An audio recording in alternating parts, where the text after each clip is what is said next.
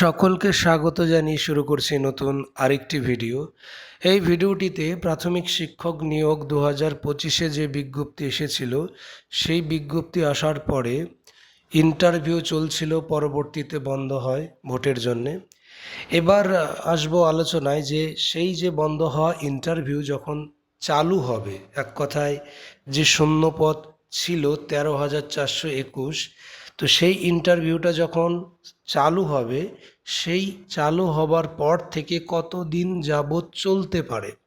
তো এর উত্তর আমি বলবো, যারা নিয়োগ করবে অর্থাৎ নিয়োগকারী সংস্থা, তাদের ভেতরে অবশ্যই এটা কবে নিয়োগ করবে না করবে তার একটা কিন্তু লক্ষ্য রয়েছে বা টার্গেট রয়েছে। এবার সেই টার্গেট যদি আগামী বছর অর্থাৎ 2027 সালের ফেব্রুয়ারি মাসের দিকে যদি হয়, কারণ প্রাথমিক শিক্ষক নিয়োগ পিছনে যেগুলো হয়েছে, অতীতে যেগুলো হয়েছে, বেশিরভাগই যে কোনো বছরের ফেব্রুয়ারি মাসেই হয়েছে, আমি সেই হিসাবে ধরলাম। তো সেটা যদি করে ফেব্রুয়ারি মাসে 27 সালে এই 13,421 শূন্য পদের যদি মেধা তালিকা অনুযায়ী যদি নিয়োগ দেয়, সেক্ষেত্রে আমি বলবো যতগুলো জেলার ইন্টারভিউ বাকি রয়েছে সেটা কিন্তু মোটামুটি 3 মাসের মধ্যে কমপ্লিট হয়ে যাবে। এবার অনেকে বলবে যে মাঝে তো ছুটি থাকতে পারে, পুজোর ছুটি, সেটা আমি বাদ দিয়েই বলছি। ঠিক আছে, পুজোর যে অক্টোবরের ছুটি সেটা আমি বাদ দিয়েই বলছি। এখানে যদি সেপ্টেম্বর থেকেও যদি শুরু হয়, গোটা মাস সেপ্টেম্বর অক্টোবর আমি বাদ দিয়ে দিলাম, ধরলাম যে সেখানে হলো না, কয়েক সপ্তাহ হয়ে বন্ধ হয়ে গেল, প্রথম সপ্তাহ হয়ে বন্ধ করে দিল। পরবর্তীতে যে নভেম্বর ডিসেম্বর ওই দুটো মাস আর এইদিকে সেপ্টেম্বর মাস, অর্থাৎ এই 3 মাসে কিন্তু কমপ্লিট হয়ে যাবে। পরবর্তীতে কি হবে, পরবর্তীতে ডিসেম্বরে যদি কমপ্লিট করতে পারে, তো জানুয়ারি মাসটা কিন্তু পুরোপুরিভাবে যে প্যানেল তৈরির যে ব্যাপারটা সেটাই সময় লাগবে। অর্থাৎ ফেব্রুয়ারিতে কিন্তু পুরোপুরিভাবে এই যে মেধা তালিকা সম্পন্ন হয়ে যাবে। এটা যদি নিয়োগকারী সংস্থা চায়। তো এবার যেহেতু সময়টা আমরা যদি যোগ বিয়োগ করে দেখি, আগের যে সময়টা চলে গেছে ভোটের আগে, ঠিক আছে, এবার তারপরে যে টাইমটা এখন চলে যাচ্ছে, সেই নিরিখে যদি ধরা যায় আগামী যে আগস্ট মাস, সেই আগস্ট মাসে এই নিয়োগের ব্যাপারে কিন্তু বোঝাই যাবে যে কি হবে না হবে, কবে থেকে ইন্টারভিউ শুরু হবে। আমি সেই জায়গায় আগস্ট মাসকেও আমি ধরছি না, ঠিক আছে, আমি সেপ্টেম্বরটাই ধরছি যে সেপ্টেম্বর থেকে শুরু হবেই হবে। আগস্টে শুরু হলে তো খুবই ভালো। তবে মানে আর যাই হোক নাই হোক, যতই থাকুক ক্যান্ডিডেট, আবারও বলছি যতগুলো জেলায় বাদ থাকুক না কেন, 3 মাস সময়টা কিন্তু কম নয়, অনেক। আমি 3 মাস ধরেছি একদম, ঠিক আছে। তো সেই হিসাবে একদম ফেব্রুয়ারি মাসের 27 সালে কিন্তু নিয়োগপত্র পেয়ে যাওয়ার কথা, যদি চায় তো।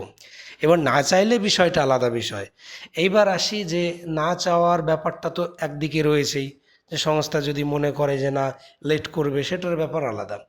এবার 2 নম্বর, যে চাওয়ার পরেও দেখা গেল এই লক্ষ্যমাত্রা নিয়েই নিয়োগকারী সংস্থা এগোচ্ছে, কথার কথা বলছি, যে 2-3 মাসে কমপ্লিট করে যেভাবেই হোক জানুয়ারিতে নতুন সেশন শুরু হবে।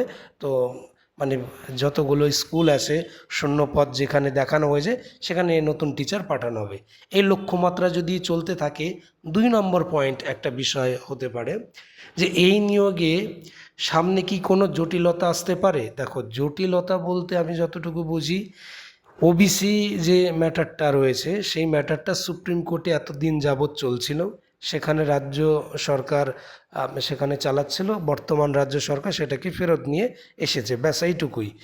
এর মানে যে এই নয় যে যারা যারা প্রার্থী রয়েছে সেই ওবিসি তালিকায় আগে যারা ছিল, বিশেষ করে ওবিসি এই ক্যাটাগরির মধ্যে, তারা অলরেডি কিন্তু কলকাতা হাইকোর্টে মামলা করেছে তারা, ঠিক আছে। তো এতদিন যাবৎ কলকাতা হাইকোর্টে সেই ব্যাপারটা ভালো মতন শুনছিল না। কেন? দেখলো যে যে বিষয়টা যদি সুপ্রিম কোর্টে থাকে, নিচের আদালত তো সেখানে কোনো কিছু বলতে পারে না, সেই জন্য কিছু বলেনি। বর্তমানে কি হচ্ছে, এখন সেই কলকাতা হাইকোর্টে কিন্তু সেই বিষয়টা নিয়ে শুনতে পারবে। আবার পুনরায় কেউ যদি ইচ্ছা করে যে সুপ্রিম কোর্টে গিয়ে কোনো মামলা দাখিল করবে, সেটাও তার স্বাধীনতা আছে। তো মোট কথায় সরকারের তরফ থেকে এই কেসের যে বিষয়টা ছিল সেটা কিন্তু সরকারের কাছে আর কোনো জটিলতা নেই, সরকারের কাছে। সরকার মানে চাইছে যে পুরনো যে নিয়ম সেই নিয়মই বৈধ, ৬৬টা যে জনগোষ্ঠী। কিন্তু ক্যান্ডিডেট যদি এখন যদি চায় যে না আমরা আবার এটা দেখব আদালতের মাধ্যমে, তাহলে কিন্তু একটা বিষয় হবে যে ক্যান্ডিডেটরা চলতি নিয়োগে অংশগ্রহণ করেছে তাদের ওপরে নিশ্চয়ই কিছু বলবে যদি আদালতে যায়। তো সেইখানে যদি স্টে না দেয় বা কোনো রকম যদি নিষেধাজ্ঞা না দেয় যে না এই মুহূর্তে আমি এই ব্যাপারটা শুনবো প্রার্থীদের, তারপরে স্টার্ট করো ইন্টারভিউ প্রসেস যাই হোক, তাহলে কিন্তু একটু সমস্যা হয়ে যাবে। আর যদি সেরকম কোনো কিছু না দেয় তাহলে কিন্তু চলতে থাকবে ইন্টারভিউ প্রসেস। এবার আসে যে ৩ নম্বর পয়েন্ট, চলতি নিয়োগে কোনো নিয়মের পরিবর্তন হতে পারে কি? দেখো, ওবিসির বিষয়টা কিন্তু এটা সম্পূর্ণরূপে নিয়মের মধ্যে পড়েনি, এটা একটা আইনের মধ্যে পড়ে গেছে, যে আইনি জটিলতা। তো নিয়ম কি? হয়তো তোমাদের একাডেমিক যে নিয়মে আছে সেটা হঠাৎ করে আমি চেঞ্জ করে দিলাম, তো সেই রকম নিয়ম কিন্তু পরিবর্তন হওয়ার সম্ভাবনা নেই। অর্থাৎ নিয়ম বলতে আমরা এটাই বুঝি, এই যেমন যে এক্সট্রা কারিকুলাম বা বিভিন্ন যে নাম্বারগুলো থাকে মাধ্যমিক, উচ্চ মাধ্যমিকে বা ট্রেনিংয়ে, এই সংক্রান্ত নিয়ম কিন্তু পরিবর্তন হলেও এই নিয়োগে, চলতি নিয়োগে এখানে কিন্তু অ্যাপ্লাই করতে পারবে না। কারণ যেহেতু চলতি নিয়োগ রানিং রয়েছে, রানিং অবস্থায় হট করে তো বলা যায় না। আর ওবিসি ম্যাটারটা কিন্তু এই নিয়মের মধ্যে আসছে না, এটা একটা একটা আইনি ব্যাপার।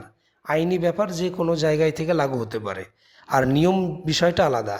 ঠিক আছে, গেজেট প্রকাশ করে যে নিয়ম বের করে দেয়া হয় সেই ব্যাপারটা আলাদা। আর ওবিসি ম্যাটারটা কিন্তু বাদ হয়ে গেছে হাইকোর্টের নির্দেশে প্রথমে, পরবর্তীতে সুপ্রিম কোর্টে গিয়ে সেখানে মান্যতা দিয়েছিল আগের সরকার থাকতে। কিন্তু পরবর্তীতে দেখা গেল যে সরকার, আগের সরকার যে অর্ডারটা নিয়ে নতুন করে ওবিসি সার্টিফিকেট আবার রিভ্যালিডেশন করছিল, সেই বিষয়টাকে কিন্তু সেই আগের সরকারের যে বিষয়টা সেটা কিন্তু বর্তমান সরকার ফিরিয়ে নিয়ে এসেছে। যার ফলে যা কিছু আদালত থেকে আদেশ দেয়া হয়েছিল সেটা কিন্তু আবার সেই আগের অবস্থায় ফিরে গেছে। অর্থাৎ হাইকোর্টে যে অবস্থায় ছিল যে ওবিসি ক্যাটাগরির মধ্যে যতগুলো জনগোষ্ঠী বা সব মিলিয়ে ৭৭টা, সেটা কিন্তু বাতিল হিসেবে গণ্য হবে। আর একটা ছোট্ট একটা কথা বলে দিই, আমি আগের ভিডিওতে বলেও দিয়েছি যে প্রথমে যে প্যানেলটা আসবে নিয়োগের, পুরনো নিয়োগের বলতে বা অনগোয়িং যাই বলো, সেটা কিন্তু আসবে ডব্লিউবিপি পুলিশ কনস্টেবলের নিয়োগের বা কলকাতা পুলিশের। ওইটা তোমরা যখনই দেখতে পাবে, মানে ওয়েবসাইটে অবশ্যই দেখতে পাবে যেদিন রেজাল্ট ঘোষণা হবে, কয়েকদিনের মধ্যেই, 7 দিনের মধ্যে তো বিভিন্ন দপ্তর থেকে বলে দেওয়া হবে কোন নিয়োগ কোন অবস্থাতে আছে বা ওবিসির নিয়মটা কোন নিয়োগের ক্ষেত্রে মানে ফিট হয় বা ঠিকঠাক খাটে সেটা বলবে সেই সব দপ্তর। কিন্তু সব থেকে প্রথম মেধা তালিকা আসবে বড় নিয়োগের ক্ষেত্রে ওই কনস্টেবলের। তোমরা ওইখানটায় কিন্তু খেয়াল করবে। ওইখানে যদি ওবিসি এ বাদ রেখে যদি প্যানেল প্রকাশ করে তাহলে এটা নিশ্চয়ই ওবিসি এ রাখবে না, যেটা রানিং। কিন্তু এখনই ওটা ধরে নেওয়াটা ভুল, আগে ওইটা দেখো, কারণ ওইটা তোমাদের থেকেও পুরনো ওই নিয়োগটা পুলিশ কনস্টেবলের। ওখানে যদি ওবিসি এ না থাকে তাহলে আশা করা আমি বলবো বৃথা এই নিয়োগে। তবে এখনই এটা সত্যি হিসেবে ধরে লাভ নেই, আগামী 7-8 দিন সময় লাগবে, বিভিন্ন দপ্তরও এই ব্যাপারে উত্তর দেবে। সেই সঙ্গেও যে আমি বললাম ওই নিয়োগের যে কনস্টেবল নিয়োগের মেধা তালিকাটা সবার সামনে যদি আসে পুরো ক্লিয়ার হয়ে যাবে। এবার আসি তোমাদের এই যে 3টে পয়েন্ট নিয়ে আমি আলোচনা করে দিলাম, এটা সম্পূর্ণ প্রাথমিক শিক্ষক নিয়োগের বর্তমান বা অনগোয়িং বলতে পারো সেই বিষয় ছিল। তোমাদের কারোর যদি কিছু জিজ্ঞাসা থাকে এই নিয়োগের ব্যাপারে কমেন্ট করো, আমি কমেন্টের মাধ্যমে উত্তর দেবার চেষ্টা করব। তো এই ভিডিওতে এইটুকু ইনফরমেশান ছিল।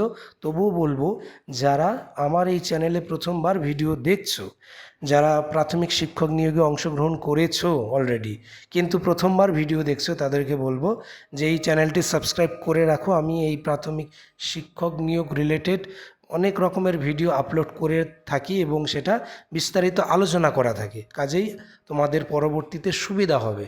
যারা এখনও সাবস্ক্রাইব করোনি দয়া করে চ্যানেলটিকে সাবস্ক্রাইব করে আমার এই চ্যানেলের পাশে থেকো।